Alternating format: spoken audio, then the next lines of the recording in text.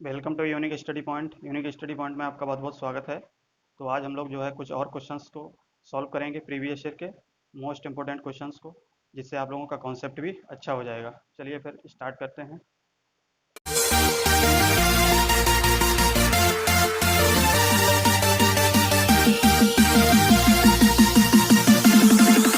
तो देखिए question number first में आपका क्या कहा गया है। If copper loss of transformer at 7/8 of full load is 4900 watt, then it's full load copper loss will be. आपको क्या बताना है? फुल लोड पे कॉपर लॉस बताना है, जबकि आपका कॉपर फुल लोड की, तो 7/8 टाइम्स ऑफ फुल लोड के आपका कितना कॉपर लॉस दिया है, इतना दिया है। ठीक है, तो जब भी आपके इस टाइप के क्वेश्चन आते हैं तो आपको क्या करना है, आपको एक फॉर्मूला याद रखना है। वैसे तरीका आपका अगर उससे सॉल्व करोगे बहुत टाइम लगेगा, तो आपका एक हम शॉर्ट ट्रिक बताते हैं इसका सॉल्व करने के लिए। तो आप एक ये फॉर्मूला हमेशा याद रखना कि copper loss at X fraction load, X fraction load, X fraction load equals to क्या होता है, X square copper loss of full load. ठीक है, ये फॉर्मूला आप याद रखना। ठीक है, अब यहाँ पे एक्स क्या है, तो एक्स यहाँ पे क्या है एज्यूम करोगे, जो भी फ्रैक्शन लोड होगा। ठीक है, फ्रैक्शन लोड आप एज्यूम कर लीजिए, फ्रैक्शन लोड। अब जैसे फ्रैक्शन लोड क्या होता है, जैसे कभी क्वेश्चन में कह दिया जाए हाफ लोड, तो हाफ लोड पे एक्स की वैल्यू क्या हो जाएगी, एक्स की वैल्यू 1/2। ठीक है, इसी टाइप से आपको इस क्वेश्चन में क्या कहा गया है, 7/8 टाइम्स क्या है फुल लोड के, तो इसमें फ्रैक्शन वैल्यू इसकी क्या हो जाएगी, एक्स की हो जाएगी 7/8। ठीक है, तो हमेशा जो फ्रैक्शन में वैल्यू दी रहती है लोड के टाइम्स में, उसको हम क्या एज्यूम कर लेते हैं, एक्स। ठीक है, तो अब आपको क्या दिया गया है, ये फॉर्मूला आप याद रखिए। अब इसी फॉर्मूले पे देखिए हम लोग कैसे सॉल्व करेंगे इसको। क्वेश्चन में क्या दिया गया है, कॉपर लॉस दिया गया है किस पे, इस एक्स फ्रैक्शन लोड पे, तो एक्स कॉपर लॉस आपका दिया गया है। तो ये कॉपर लॉस हम इस पे फॉर्मूले में रखते हैं, तो 4900 वाट। ठीक है, तो 4900 वाट दिया गया है इस फ्रैक्शन पे लोड। अब यहाँ पे एक्स की वैल्यू अगर निकालना चाहें तो एक्स की वैल्यू क्या है, 7/8। तो यहाँ पे क्या रखोगे, 7/8 का स्क्वायर, और हमको निकालना क्या है, कॉपर लॉस किस पे, फुल लोड पे। ये हमको वैल्यू निकालनी है। अब देखिए इसको सॉल्व करेंगे तो क्या हो जाएगा, 4900 वाट, और इसको जब सॉल्व करेंगे तो 64, और ये क्या हो जाएगा, फुल कॉपर लॉस। इसको इसको कैंसिल करेंगे तो 100 हो जाएगा। ठीक है, जब इसका और सॉल्व करेंगे तो कॉपर लॉस फुल लोड पे कितना निकल जाएगा, 64 × 100 इक्वस टू क्या हो जाएगा, 6400 वाट। ठीक है, तो 6400 वाट देखिए यहाँ से निकल आया कि नहीं। अब देखिए इसमें क्वेश्चन और भी किस तरीके से पूछ सकता है, तो ये आप एक टर्निंग एक आप समझिए, ये एक फॉर्मूला है। ठीक है, एक शॉर्ट फॉर्मूला है। जब भी आपका फ्रैक्शन लोड दिया हो जिस पे आपका वैल्यू दी हो, ठीक है, जैसे हाफ कहा जाता तो यहाँ पे एक्स की वैल्यू क्या एज्यूम करते, हाफ एज्यूम कर लेते हैं। ठीक है, अब हो सकता था यहाँ पे आपको फुल लोड कॉपर लॉस दे दिया जाता और इस फ्रैक्शन लोड पे पूछ लिया जाता ये वाली वैल्यू। ठीक है, तो आप ये वाली भी वैल्यू निकाल सकते थे। ठीक है, जैसे एक्स की वैल्यू दे दी जाती, ये वैल्यू दे दी जाती, ये वैल्यू दे दी जाती, और आपको ये पूछ लिया जाता कि इस फ्रैक्शन पे आपका लोड है, तो आप ये वैल्यू भी निकाल सकते थे। ठीक है, तो इस तरीके से आपको क्वेश्चन को सॉल्व करना है, क्वेश्चन नंबर फर्स्ट को। चलिए नेक्स्ट क्वेश्चन देख लेते हैं। तो नेक्स्ट क्वेश्चन में क्या कहा गया है, distribution transformer are design to have maximum efficiency nearly eight.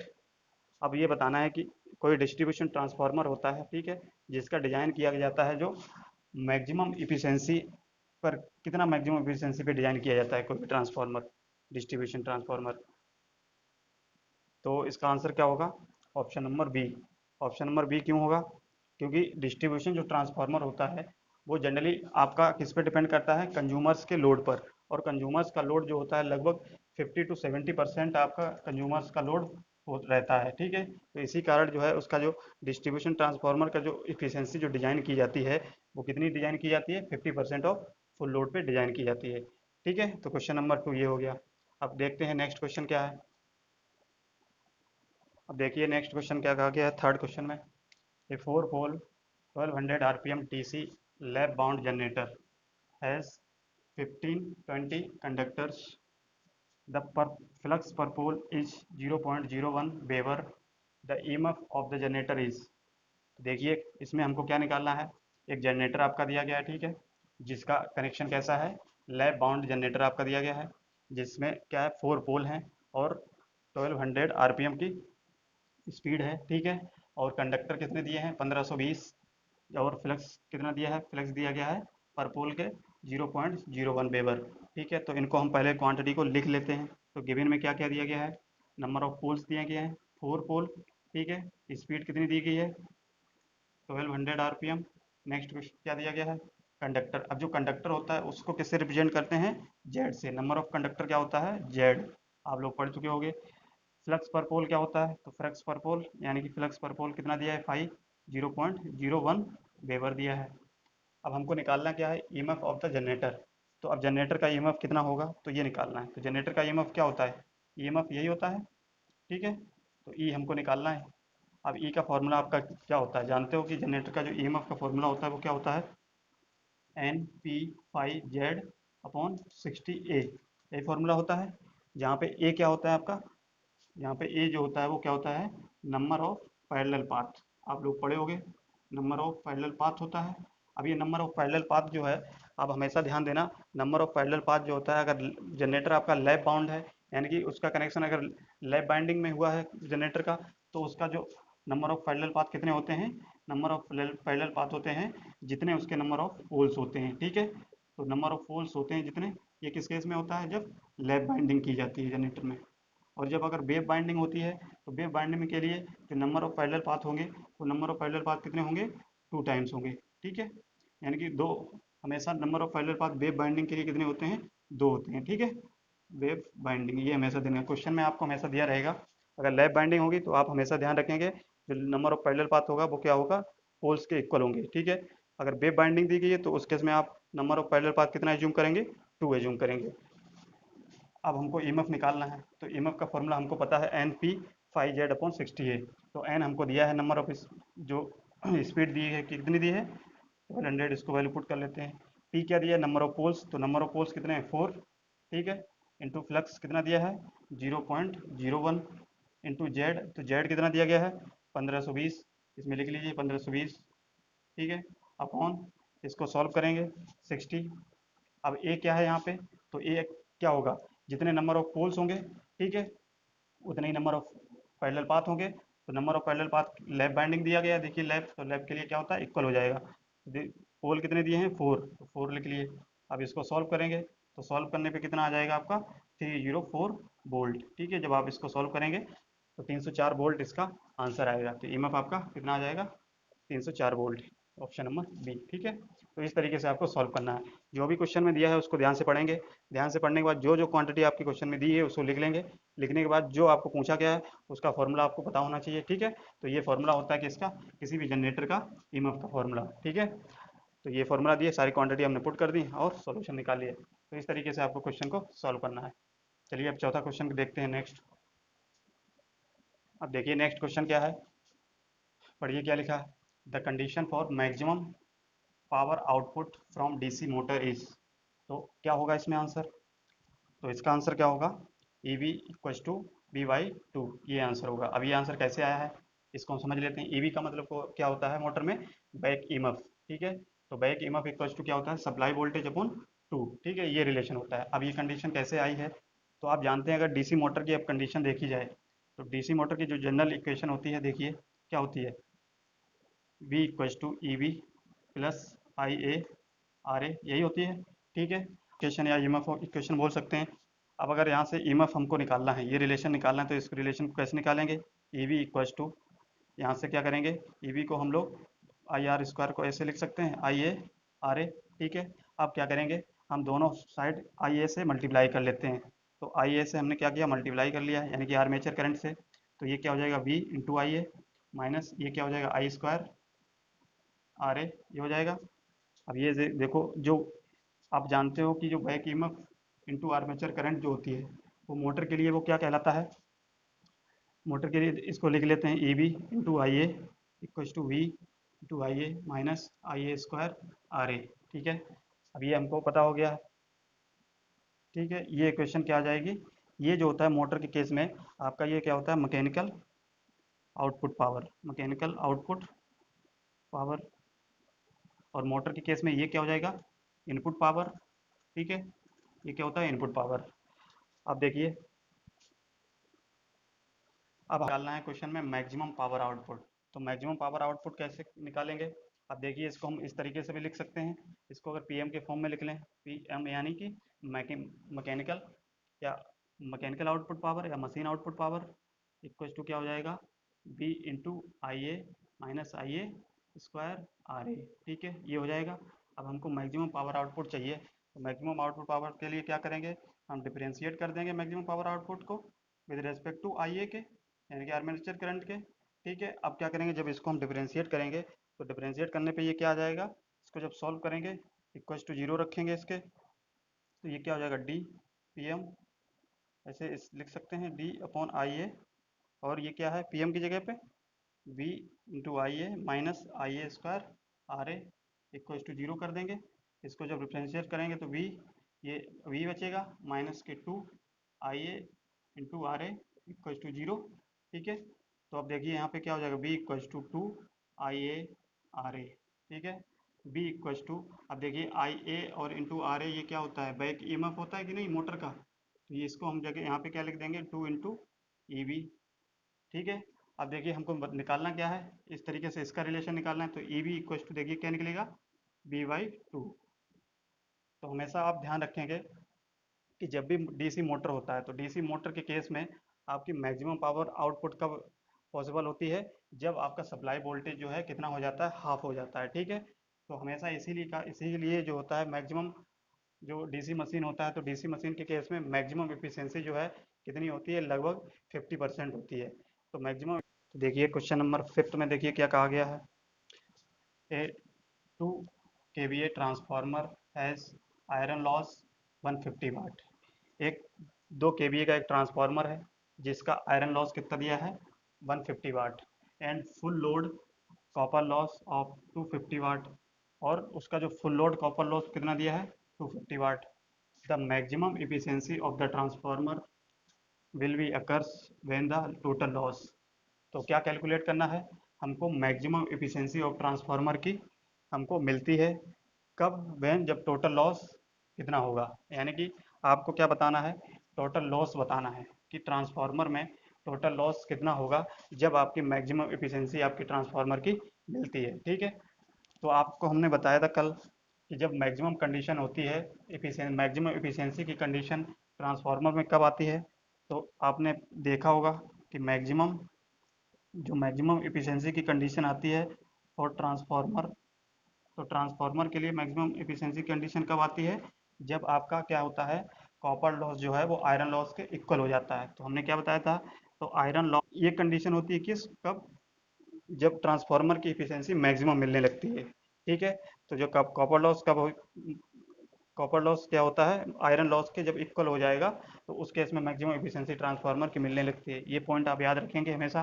ठीक है, इस पे क्वेश्चन बनते हैं। जैसे अब हमको निकालना क्या है कि टोटल लॉस निकालना है, तो टोटल लॉस क्या हो जाएगा, अब आपको देखो क्वेश्चन में क्या दिया गया है, क्वेश्चन में दिया गया है आयरन लॉस, तो आयरन लॉस कितना दिया गया है, 150 वाट, और कॉपर लॉस कितना दिया गया है, 250 वाट। ठीक है, लेकिन अब क्या बताना है हमको, टोटल लॉस। तो टोटल लॉस जो ट्रांसफार्मर में होता है आप जानते हैं, जो टोटल लॉस होगा ट्रांसफार्मर में, टोटल लॉस क्या क्या होते हैं, एक आयरन लॉस होता है और एक कॉपर लॉस होता है, यही दो लॉस होते हैं।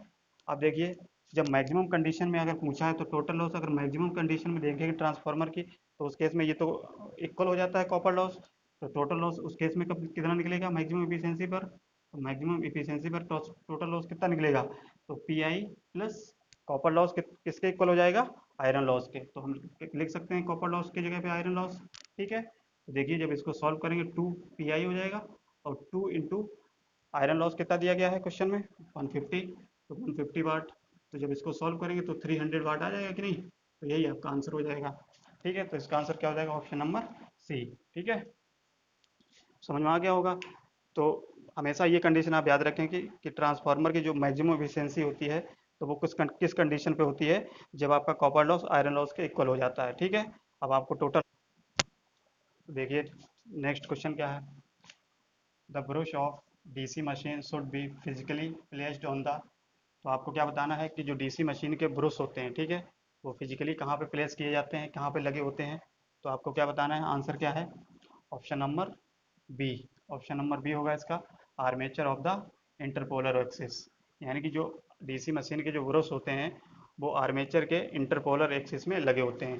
जैसे इंटरपोलर एक्सिस का मतलब क्या है, जैसे ये आपका क्या है, आर्मेचर है, ठीक है। तो आर्मेचर के ये देखिए, ये क्या होते हैं, ब्रश होते हैं, ठीक है।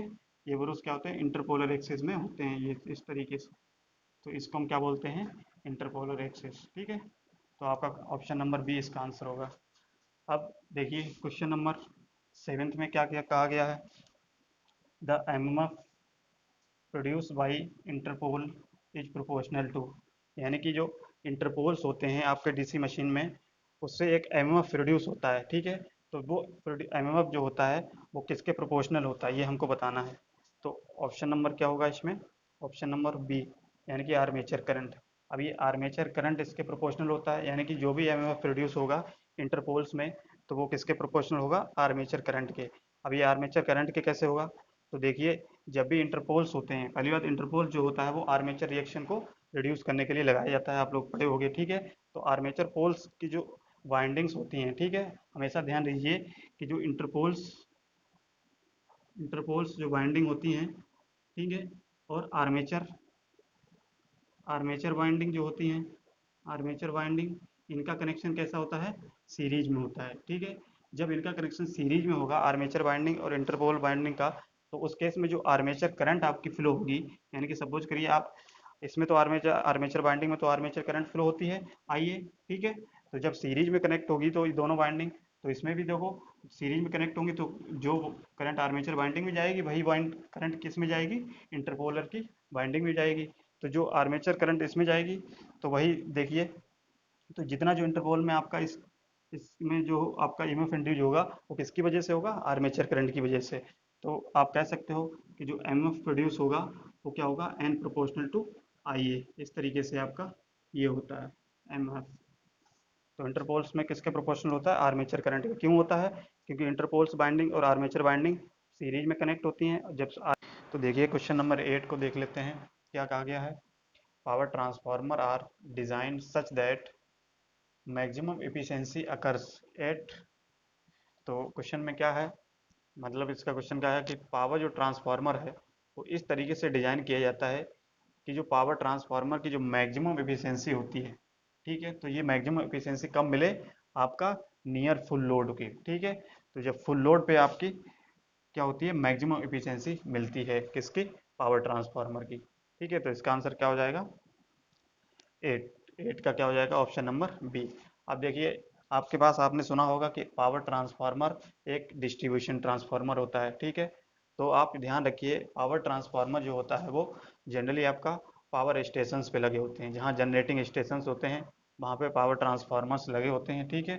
और जो डिस्ट्रीब्यूशन ट्रांसफार्मर लगे होते हैं वो आपका क्या होता है, कंज्यूमर्स को वो डिस्ट्रीब्यूशन ट्रांसफार्मर ही प्रोवाइड कराता है इलेक्ट्रिसिटी, ठीक है। जैसे हम लोगों के घरों में जो लाइट आती है, इलेक्ट्रिसिटी आती है, वो कहाँ से आती है, डिस्ट्रीब्यूशन ट्रांसफार्मर से, ठीक है। तो इसीलिए जो डिस्ट्रीब्यूशन ट्रांसफार्मर होता है उस पर लोड जो है डायरेक्टली किस पे, कंज्यूमर्स के पर डिपेंड करता है उसका लोड, ठीक है। तभी जो डिस्ट्रीब्यूशन का जो डिजाइन किया जाता है लोडिंग, तो वो क्या होता है, 50 to 70% लोडिंग होती है, ठीक है। तो इस टाइप का एक क्वेश्चन आप लोग कर चुके हो। तो ये हो गया आपका इसमें। अब नेक्स्ट क्वेश्चन देखते हैं, 9th। तो क्वेश्चन नंबर 9 देखिए क्या है, the motor characteristic best suited for traction purpose. तो आपको ये बताना है कि जो मोटर आपका होता है जिसकी करेक्टरिस्टिक होती है ट्रैक्शन पर्पज के लिए, आपका कौन सा मोस्ट सुटेबल मोटर होगा इसमें, ठीक है। तो आप लोग पढ़ चुके हो, हमने एक क्वेश्चन इस टाइप से कराया था कि जब ट्रैक्शन पर्पज के लिए बात की जाती है, यानी कि वो आपका रेलवे से रिलेटेड होता है, ठीक है। तो उस केस में आपका क्या होता है, आपका कौन सा मोटर यूज किया जाता है, डीसी सीरीज मोटर, ठीक है। क्यों डीसी सीरीज मोटर यूज किया जाता है, क्योंकि डीसी सीरीज की एक प्रॉपर्टी होती है कि ये क्या करता है, हाई स्टार्टिंग टॉर्क रखता है, ठीक है, हाई स्टार्टिंग टॉर्क होता है इसमें। तो इसलिए इसका आंसर क्या हो जाएगा, option A, DC series motor. Next question भी देख लेते हैं।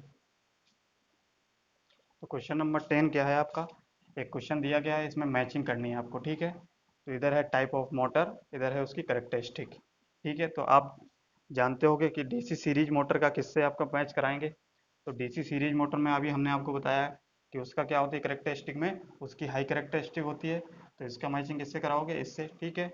और जो बचा है क्या, डीसी शंट मोटर को हम लोग क्या बोलते हैं, कांस्टेंट स्पीड मोटर भी बोलते हैं, जब हमने आपको बताया था। तो इसका आंसर क्या हो जाएगा, ये हो जाएगा। ठीक है, तो क्वेश्चन नंबर 10 ये हो जाएगा। ये सारे रिपीटेड ये क्वेश्चन हैं, ठीक है, ये सारे क्वेश्चन आए हुए हैं आपके। नेक्स्ट क्वेश्चन देखिए क्या कहा गया है, the maximum temperature limit for class F insulation. तो एक क्लास एफ इंसुलेशन होता है, इंसुलेशन प्रोवाइड करने की एक क्लास होती है, ठीक है। तो क्लास एफ इंसुलेशन का जो टेम्परेचर होता है मैक्सिमम, वो कितना होता है। तो इसका आंसर क्या होगा, ऑप्शन नंबर डी। आपको ये चीज़ याद करनी है, याद रखना है। तो 155 डिग्री सेल्सियस उसकी जो होती है मैक्सिमम टेम्परेचर की लिमिट होती है किसकी, क्लास एफ इंसुलेशन की। ठीक है, तो चलिए नेक्स्ट क्वेश्चन और देख लेते हैं। तो क्वेश्चन नंबर 12 में देखिए क्या है, इंटरपोल्स आर मीन्ट फॉर। यानी कि जो इंटरपोल्स होते हैं उसका मतलब क्या होता है, इंटरपोल्स कहाँ लगाए जाते हैं। तो आप हमेशा ध्यान रखिए, जो इंटरपोल्स होते हैं वो डीसी मशीन में यूज किया जाता है। ठीक है, क्यों किया जाता है डीसी मशीन में इंटरपोल्स का यूज। तो डीसी मशीन में आपका जो आर्मेचर रिएक्शन आप सुने होंगे, ठीक है। तो इस आर्मेचर रिएक्शन को भी एक रिड्यूस करने के लिए क्या होता है, इंटरपोल्स लगाया जाता है। ठीक है, तो इसी आर्मेचर रिएक्शन की वजह से ही आपके कुछ जो होते हैं स्पार्किंग वगैरह ये सब उसके कॉम्यूटेटर पे होने लगती है। ठीक है, तो इसीलिए जो स्पार्किंग होती है आर्मेचर रिएक्शन की वजह से, तो उस आर्मेचर रिएक्शन की वजह से जो स्पार्किंग होती है उस स्पार्किंग को कम करने के लिए क्या लगाया जाता है, इंटरपोल्स लगाया जाता है। तो फिर इसका आंसर क्या हो जाएगा, आंसर क्या होगा, ऑप्शन नंबर डी। तो reducing the sparking at the commutator. तो आप कॉम्यूटेटर जानते ही होंगे, ठीक है, डीसी मशीन में क्या होता है आपका, आपका कॉम्यूटेटर होता है। ठीक है, तो चलिए आज हम लोग इतने ही क्वेश्चन रखते हैं, 12 क्वेश्चन। और इसी तरीके से आप जो है इनको पढ़ते रहिए, और आपको अच्छा वीडियो लगा हो तो इसको लाइक शेयर और सब्सक्राइब करिए, और कमेंट भी कर दिया करिए, जिससे कि हम लोगों को आपको और अच्छे से अच्छा वीडियो बनाने की कोशिश करें हमको। अगर आप लोग जो सब्सक्राइब या कमेंट करते हैं या लाइक करते हैं तो हमको इससे थोड़ा बहुत मोटिवेशन मिलता है, तो जिससे कि हम लोग जो है इसको और अच्छे से वीडियो बनाने की कोशिश करते हैं। ठीक है, तो आप क्या है इसको लाइक और शेयर सब्सक्राइब कमेंट्स जरूर करिएगा। ठीक है, चलिए फिर, थैंक यू, धन्यवाद।